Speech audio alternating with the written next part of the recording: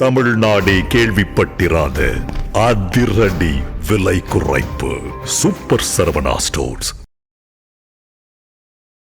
வணக்கம். இது தமிழ் குரலின் சிறப்பு நேர்காணலில் இன்றைக்கு நம்மோடு இணைந்திருக்கிறவர் ஃபர்ஸ்ட் லைன் மீடியாவின் முதன்மை ஆசிரியர் மூத்த பத்திரிகையாளர் ஐயா முனைவர் உமாபதி அவர்கள். சார் வணக்கம். வணக்கம். அண்ணாமலை அவர்கள் செய்தியாளரோட சண்டை, அவர் ஏழை செய்தியாளர்கிட்ட சண்டை போட்டிருக்காருங்கிறது தான். மோடி கம்பெனி ஆச்சு, மோடிஜியோட அவர் தான் ஓனர்னு நினைக்கிறேன். அது என்னன்னு தெரியல, அவரோட ஏன் சண்டை போட்டாப்புல. இப்போ சில ஃபுட்டேஜஸ் எல்லாம் டிடிக்கு கிடைக்குதோ இல்லையோ ஏஎன்ஐ தான். ஏஎன்ஐ தான் மோடிஜியோட ஆஸ்தான இது. விவேகானந்தர் பாறைக்கு உள்ள போய் எல்லா இடத்துலையும் விவேகானந்தர் பாறைக்குள்ள மட்டும் இல்லை, இதுக்குள்ள குழிக்குள்ள போனாலும் சரி, ஜி வந்து தண்ணிக்குள்ள போனாலும் கோவைக்குள்ள போனாலும் அவங்க தான் எடுப்பாங்க. அவங்க மேலே கை வைக்கிற அளவுக்கு அண்ணாமலைக்கு தில்லு வந்துருச்சு அப்படின்னா அதுதான் யோசிக்க வேண்டியதாக இருக்குது. அதுதான் அவரை அந்த தனிநபர் மேலே பத்திரிகையாளர்கள்ட்ட நீங்கள் எங்கேயுமே ஹார்ஷாக நடத்தக்கூடாதுங்கிறது தனி. இதில் அவர் டார்கெட் பண்ணுறாரு, நீங்கள் இன்னும் பாஞ்சு வந்து என் மேலே ஆம்புஷ் பண்ணுறீங்களா, திடீர்னு ஓடி வந்து பயமுறுத்துறீங்களான்னு கேட்குறாப்புல. அது உண்மைதான். அது ஒரு வகையில் நீங்கள் பார்த்தீங்கன்னா இன்டர்நேஷ்னல் மீடியா பார்த்த ஜேர்னலிஸ்டோட எத்திக்ஸே என்ன அப்படின்னு பார்த்தீங்கன்னா, ஒரு மனிதன் வந்து அவன்கிட்ட பெர்மிஷன் வாங்கிட்டு தான் அவனை பேட்டியே எடுக்கணும். நம்ம ஊர் மாதிரி கேடு கட்ட பழக்கம் இலங்கையில் கூட கிடையாது, எந்த நாட்டிலையும் கிடையாது. எவன் வந்தாலும் வாய்க்குள்ள கொண்டு மைக்கு பஞ்சோடு நீட்டிடுவாங்க. நீட்டுன்ற பழக்கம் வந்து எந்த நாட்டிலையும் கிடையாது. இது மனித உரிமை மீறல். நம்ம அண்ணாமலைக்குன்னு நான் சொல்லலை, மனித உரிமை மீறல். போகிற வரவன வாயிலெலாம் மைக்கை நீட்டுறது, அக்யூஸ்னே தெரியாது, அவன் எஃப்ஐஆர் தான் போட்டுப்பான், அவனை அக்யூஸ்ன்னு சொல்கிறது, அவன் பின்னாடியே விரட்டி அவனை படம் எடுக்கிறது. நீங்கள் யூஎஸ்லாம் வந்து நீங்கள் வந்து அக்யூஸ்டுன்னு டிக்ளேர் பண்ணாமல் உங்கள் படமே எடுக்கக்கூடாது.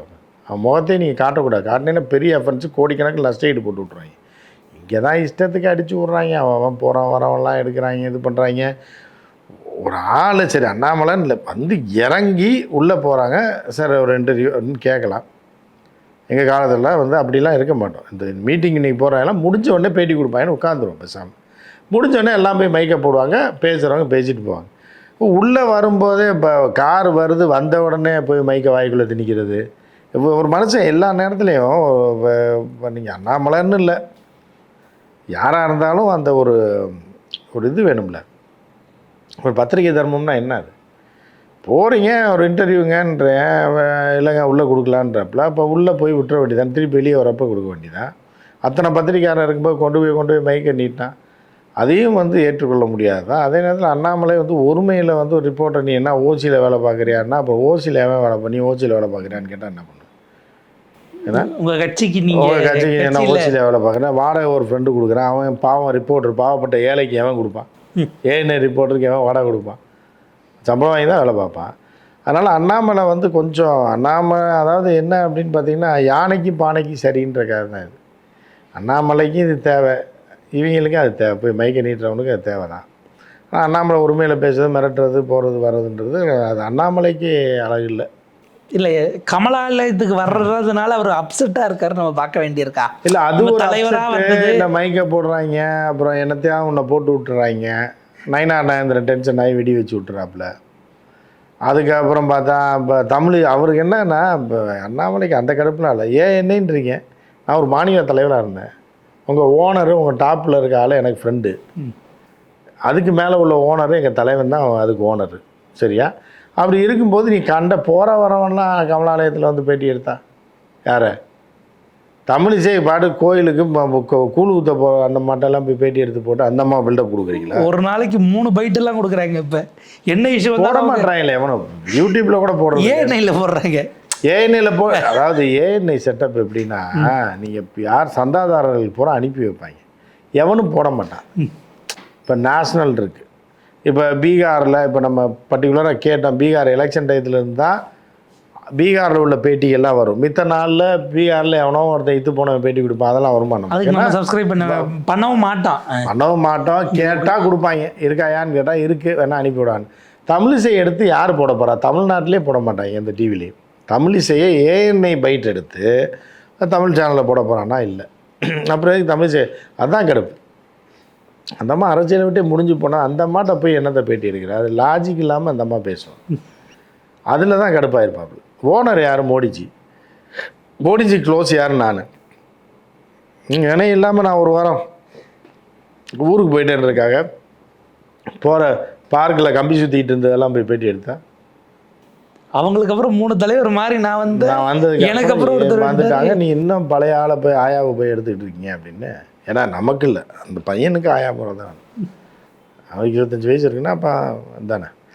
ஸோ அப்படி தான் அந்த கடுப்பில் தான் வந்து பேசியிருப்பாப்லே தவிர, இந்த புதுசாக வந்த பையன் ஏதோ அதாவது மாநில தலைவர்கிட்ட மைக் போட்டிருப்பான்னு நினைக்கிறேன். யார்கிட்ட? நயினார்கிட்ட. அந்த ஆள்கிட்ட போய் எடுத்துக்கப்போ தமிழை தவிர அவருக்கு எதுவும் தெரியாது, பேசவும் தெரியாது நயினாருக்கு. ஸோ அப்படி இருக்கும்போது தான் அதாவது எங்கேயோ காட்ட முடியாததை இங்கே காட்டிட்டாருன்னு பார்க்க வேண்டியது. அதுதான் எங்கேயோ காட்ட வேண்டிய.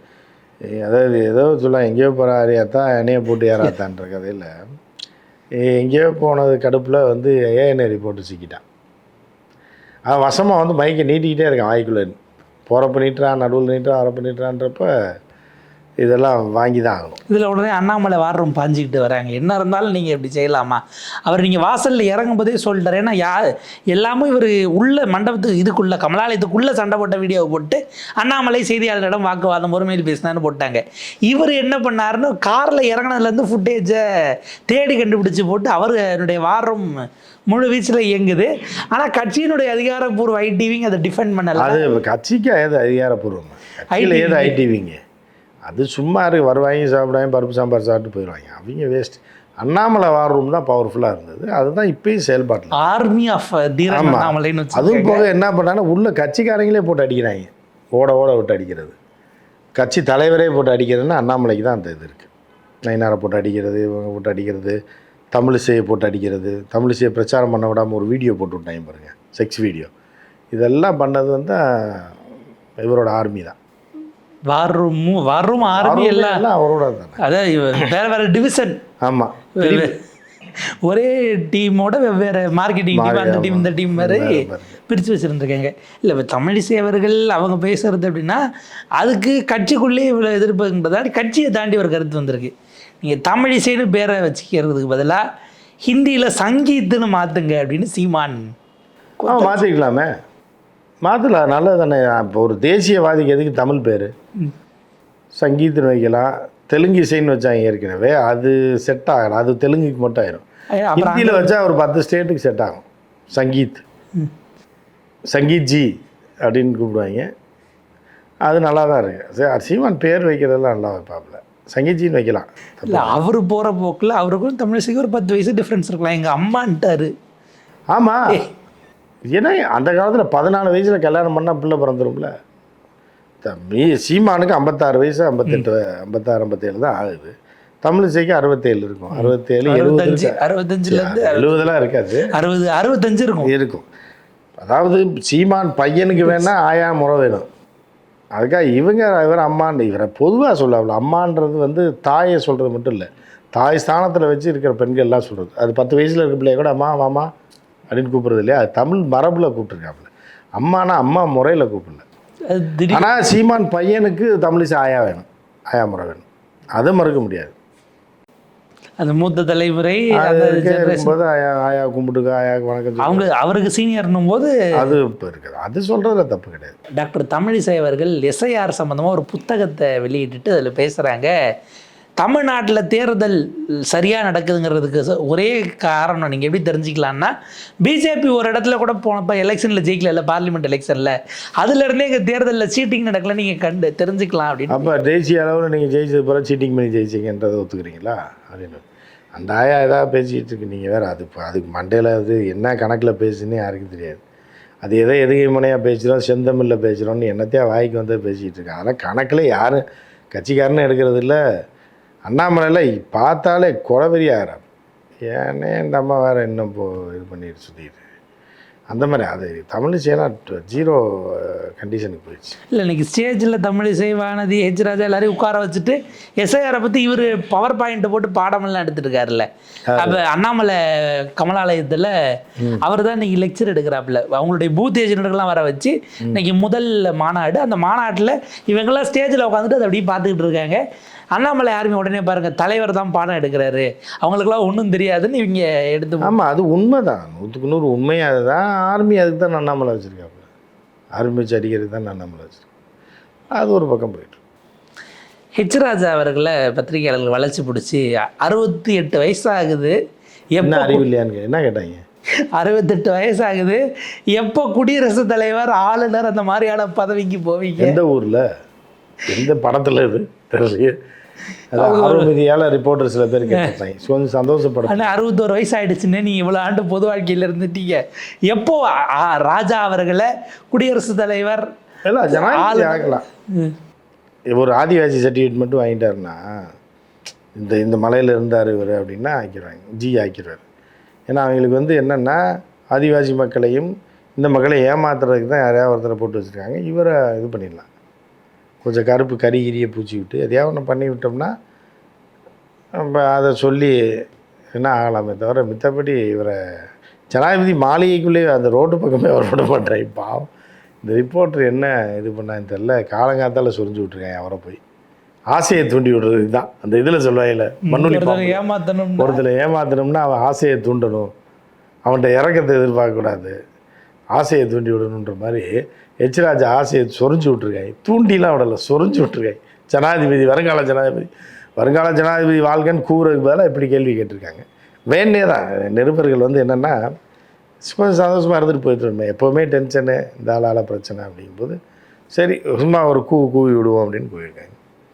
அப்புறம் அவரும் எதிர்பார்த்துருக்காரு, கவர்னர் நிறையா எதிர்பார்க்குறாரு. ஆனால் சிக்கிம் நாகாலாந்தில் அந்த சோறு ஒத்துக்கிறாரு. அவங்க பாம்பு கறி, அது இது சூப்பு, தவளை சூப்பு, இதெல்லாம் நாய்க்கறிலாம் நாகாலாந்தில் சொல்கிறாங்க.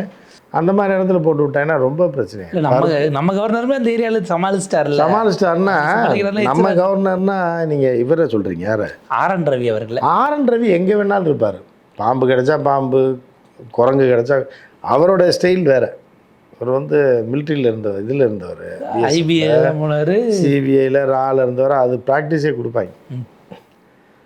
பன்னி, ரத்தம், பாம்பு இதெல்லாம் சாப்பிட சொல்லி கொடுப்பாங்க. ஏன்னா எதிரிகிட்ட போய் மாட்டி அவங்க அந்த உணவு தான் கொடுக்குறாங்கன்னா அவங்களோட சேர்ந்து மிங்கிள் ஆகணும்ல.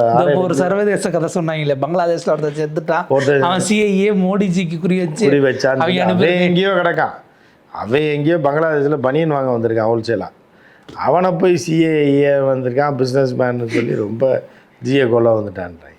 அதனால் அந்த பயிற்சி முறையே வேறு அப்படிங்கிறது வேறு மாதிரி இருக்கும். அந்த மாதிரி எச்ராஜாலாம் வந்து எல்லாம் பாம்பு சூப்பு இதெல்லாம் குடித்தாதான் இது பண்ண முடியாது. அதனால தான் அவர் மிலிட்ரிக்கு அந்த காலத்தில் போகல, ஆர்எஸ்எஸில் சேர்ந்துட்டார். ஏன்னா அதில் வந்து நீங்கள் சாம்பார் சாப்பிட்டுக்கலாம், ரசம் எல்லாம் சாப்பிட்டுக்கலாம், ஆனால் ஒரு போராளியாகவும் இருக்கலாம். மிலிட்ரியில் சேர்ந்தீங்கன்னா கம்பவுண்ட் வச்சுட்டு இங்கே சுற்றிக்கலாம், துப்பாக்கி வச்சுருக்கோம். ஒன்று நம்ம சுடுறது குறித்த வச்சுன்னா அவன் சுட்டு நம்மளை காலி பண்ணிடுவான். அதனால தான் அங்கேயும் போகல அவர். இப்போ கவர்னராக போகிறாருன்னா நீங்கள் ஆர்.என். ரவி வந்து எல்லாத்துலேயும் இருந்ததுனால அந்த RAWவில் ராவில் ரிசர்ச் அண்ட் அனாலிசிஸ்லாம் பல கறிகளை கொடுப்பாங்க, சூப்புகளை கொடுப்பாங்க, நீங்கள் சாப்பிட்டு தான் ஆகணும். அப்போ தான் வந்து எதிரி நாட்டில் நீங்கள் சிக்கிட்டீங்க, அவங்க அதை கொடுக்குறாங்கன்றப்ப நீங்கள் சாப்பிட்லன்னா கண்டுபிடிச்சிடும் ஆர்.என். ரவி பீகார்காரன். அப்படிலாம் கிடையாது. பீகார்காரா இல்லைன்னு என்ன, கோதுமை உருண்டையை காமிச்சாலே கண்டுபிடிச்சிடலாம். கப்புன்னு கை வச்சாங்கன்னா ரைட்டு அப்படின்ற மாதிரி. அது மாதிரி ஆர்.என். ரவியை கண்டுபிடிச்சிடுவாங்க. கோதுமையை உருட்டினாலே வந்து அதை இது கரெக்டாக இந்த ஸ்டேட்டு தான் கண்டுபிடிச்சிடுவாங்க. அந்த மாதிரி தான் ரவி வேற, அவர் வேற. இப்போ ராஜா கிராமமாக இப்போ போகிறாராம். அவர் வந்து RSS அவர் என்ன ஏதோ ஆர்லாண்டோ சிட்டிலேயும் நியூயார்க் சிட்டிலேயும் வந்து காலையில் வந்து கிராமத்துக்கு போகிற மாதிரி சொல்கிறீங்க. அவர் இருக்கிறதே கிராமம் தானே, இருக்கிறதே கருங்கிராமத்தில் மாடு மேய்ச்சிட்டு தான் இருக்காரு. இதில் என்ன இதுக்கு மேலே எங்கே கிராமத்துக்கு போகிறாரு? அவர் வீடு வீடாக போய் வீடாக போகிறது பிச்சைக்காரன் தான் வீடு வீடாக போவாங்க. இப்போ தான் பிச்சைக்காரையெல்லாம் ஒழிஞ்சிட்டாங்க, அவங்களையுமே ஒழிச்சாச்சு ஃப்ரிட்ஜோட சேர்த்து. அவங்கள அந்த தொழில் பார்த்தவங்களையும் முடிச்சு விட்டாங்க. பழைய இடத்துல கவுண்டமணி காமெடியில் வர ராபிச்சையோட முடிஞ்சு போச்சு. வேறு யாரும் வர்றது அதுவும் டிவியில் பார்த்தாதாங்கிற மாதிரி. இப்போ இவர் வீடு வீடாக போய் RSSனுடைய 100ஆண்டுக்கு வாங்கன்னு எல்லாருக்கும் பத்திரிக்கைலாம் வச்சுக்கிட்டு இருக்காப்புல. அப்படின்னா என்னன்னு கேட்பாங்க அவங்க கிராமத்தில். ஐயா வாங்க, உங்களை பார்த்ததில்ல சந்தோஷம்னு கூப்பிட்றாங்க. ஒரு ஆள் சொன்னார்ல, வாங்க வாங்க எல்லாம் சோறு கூட சாப்பிட்டு போங்க, ஆனால் ஓட்டு கேட்டு வந்துடாதீங்கன்னு சொல்லி சொன்னாங்க. அதே தான், வாங்க எச்ராஜா சார், வாங்க சார், டிவியில் உங்களை பார்த்துருக்கோம், யூடியூப்பில் பார்த்துருக்கோம், ஃபேஸ்புக்கில் பார்த்துருக்கோம், ட்விட்டரில் பார்த்துருக்கோம் அப்படின்வாங்க. இப்போ ஓட்டு நாங்கள் அதிலே போட்டுருவோன்றீங்க. அதெல்லாம் போட்டோமே, ட்விட்டர்லேயே உங்களுக்கு ஓட்டு போட்டோமே அப்படின்றாங்க. அந்த மாதிரி தான் இருக்குது. இல்லை இப்போ RSS ரொம்ப பெருசாக 100ஆண்டு தமிழ்நாட்டில் கொண்டாடுறதுக்கு திட்டமெல்லாம் வச்சுருக்காங்களா? நடந்துட்டு தானே இருக்குது. ராஜானா தெருவாலையை விட்டுருக்காங்க போதே தெரியல உங்களுக்கு, வீடு வீடாக எல்லாம் போட்டிருக்காங்க. பார்ப்போம் சார் இது எப்படி போகுது. தமிழ்நாடு அரசியல் 2026 தேர்தலில் ரொம்ப சீக்கிரமாகவே தொடங்கிட்டாங்க. எல்லாரும் அதுக்கான பயணங்களில் இருக்கிறாங்க. அதனுடைய அடுத்தடுத்து எப்படி போகுதுங்கிறத பொறுத்திருந்து பார்ப்போம். உங்கள் நேரத்துக்கு பொறுத்தவரைக்கும் மிக நன்றி சார்.